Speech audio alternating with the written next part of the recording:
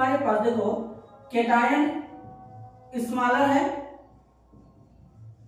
तो एनायन भी हमारा क्या होना चाहिए, स्मॉलर होना चाहिए। एनायन भी क्या होना चाहिए, स्मॉलर होना चाहिए।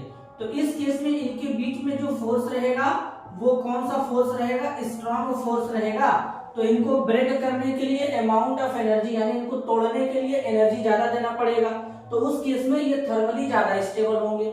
दूसरा टेक्निक हम यहाँ पे ये देखने वाले हैं कि अगर हमारे पास केटायन है, तो अगर केटायन हमारा लार्जर हुआ, केटायन अगर हमारा लार्जर हुआ तो एनायन भी हमारा लार्जर होना चाहिए, एनायन भी हमारा लार्जर होना चाहिए। तो इस केस में ये क्या होंगे, ये फिर से थर्मली स्टेबल हो जाएंगे। क्या हो जाएंगे, थर्मली स्टेबल हो जाएंगे। ये हमको ध्यान देना है। दो कॉन्सेप्ट मैंने बताया, दिमाग में रखेंगे। अगर केटायन का साइज स्मॉल होगा तो एनायन का भी साइज स्मॉल होना चाहिए। इस केस में फोर्स ऑफ अट्रैक्शन स्ट्रांग होगा तो वो थर्मली ज्यादा स्टेबल होंगे। दूसरा कॉन्सेप्ट मैंने आपको बताया कि केटायन का साइज अगर लार्ज है तो उस केस में एनायन के साइज को भी लार्ज रखना पड़ेगा। तो उस केस में हमारा स्ट्रांग फोर्स रहेगा तो वो थर्मली स्टेबल होगा। लेकिन अगर कहीं ऐसा कॉन्सेप्ट आ जाए कि हमारा क्या हो जाए, केटायन लार्ज हो जाए और एनायन स्मॉल हो जाए, तो ये थर्मली क्या हो जाएगा, ये थर्मली क्या हो जाएगा, अनस्टेबल हो जाएगा।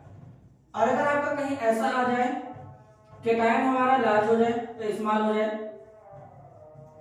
और आपका एनायन क्या हो जाए, लार्ज हो जाए, तो इस केस में ये थर्मली क्या हो जाएंगे, अनस्टेबल हो जाएंगे। तो इन बातों को ध्यान रखना है। चार कॉन्सेप्ट मैंने आपको सिखाया, इसके बेसिस पे हम लोग क्या करेंगे, इस क्वेश्चन को करने की कोशिश करेंगे।